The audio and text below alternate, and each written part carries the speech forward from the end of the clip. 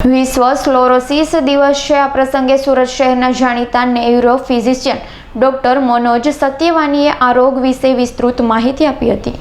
વિશ્વ સ્ક્લેરોસિસ દિવસ છે। આ પ્રસંગે સુરત શહેરના જાણીતા ન્યુરો ફિઝિશિયન ડોક્ટર મનોજ સત્યવાનીએ રોગ વિશે વિસ્તૃત માહિતી આપી છે। મલ્ટિપલ સ્ક્લેરોસિસ મુખ્યત્વે કરોડરજ્જુ મગજ, આંખની પાછળ અને કોશિકાઓને અસર કરે છે। હાલમાં વિશ્વમાં 25 લાખ દર્દીઓ વ્યાધિથી પીડાયા છે। વધુ જાણકારી માટે સાંભળો ન્યુરો ફિઝિશિયનનું મંતવ્ય। Good afternoon, friends. I am Dr. Manoj Satyavani, consultant neurologist, INS Hospital, Surat. Friends, today is World MS Day. MS यानी कि मैं आपको बता दूं, इसको मल्टीपल स्क्लेरोसिस नाम की बीमारी कहा जाता है और यह बीमारी बेसिकली जो ब्रेन, स्पाइनल कॉर्ड और अपनी जो ऑप्टिक नर्व्स होती हैं, आँख के अंदर की जो नस होती है, उसको अफेक्ट करती है। इसके ऊपर जो अपने ब्रेन के अंदर न्यूरॉन्स होते हैं, उनके ऊपर एक माइलिन शीथ चढ़ी रहती है, जिसके थ्रू अपनी इंफॉर्मेशंस और ब्रेन इम्पल्सेस का आदान प्रदान होता है। उस माइलिन शीथ में डैमेज की वजह से मल्टीपल स्क्लेरोसिस नाम का रोग हो जाता है, क्योंकि उसके कारण से यह इंफॉर्मेशन कैरी फॉरवर्ड नहीं होती है। नॉर्मली यह बीमारी फीमेल्स में ज़्यादा होती है। The ratio is 2 female is to 1 male. आज का अगर करंट सिनारियो देखें तो वर्ल्ड ओवर लगभग 25 लाख व्यक्ति इस बीमारी से पीड़ित हैं। यूजुअली इस बीमारी में जो अटैक होता है, वो पहला अटैक 20 से 40 साल की उम्र के बीच में होता है।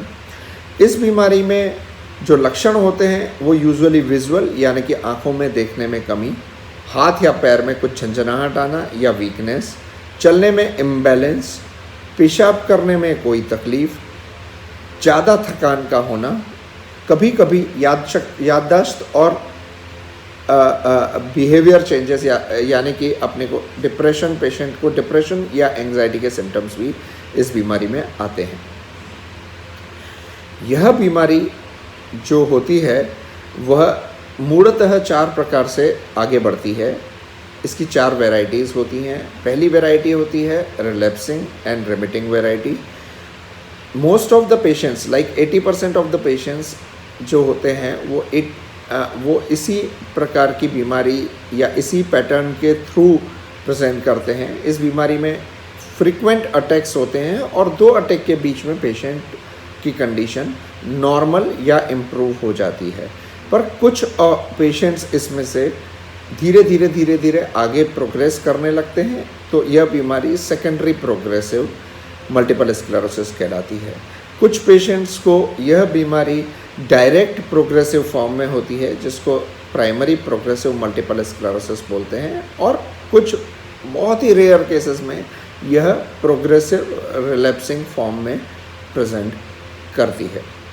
मल्टीपल स्क्लेरोसिस के डायग्नोसिस के लिए सबसे इम्पॉर्टेंट है हिस्ट्री का होना और clinical examination of the patient. पर इसको एकदम कन्फर्म एस्टैब्लिश करने के लिए हम लोगों को इस बीमारी में एमआरआई, एक लंबर पंक्चर और कई बार विजुअल इवोक पोटेंशियल, कंप्यूटर में एक जांच होती है जिसमें आँखों और कुछ नसों की जांच की जाती है, तो वो जांचें करनी पड़ती हैं। एक बार डायग्नोसिस होने के बाद इसका इलाज काफ़ी लंबा चलता है और रिसेंटली इन लास्ट 1 डिकेड, आखिरी 10 सालों में आप समझिए 2008 से लेके और अभी तक इसमें काफ़ी कुछ वैज्ञानिक संशोधन और वैज्ञानिक रूप से इसमें ट्रीटमेंट का संचार हुआ है और धीरे धीरे नए ट्रीटमेंट आने लगे हैं।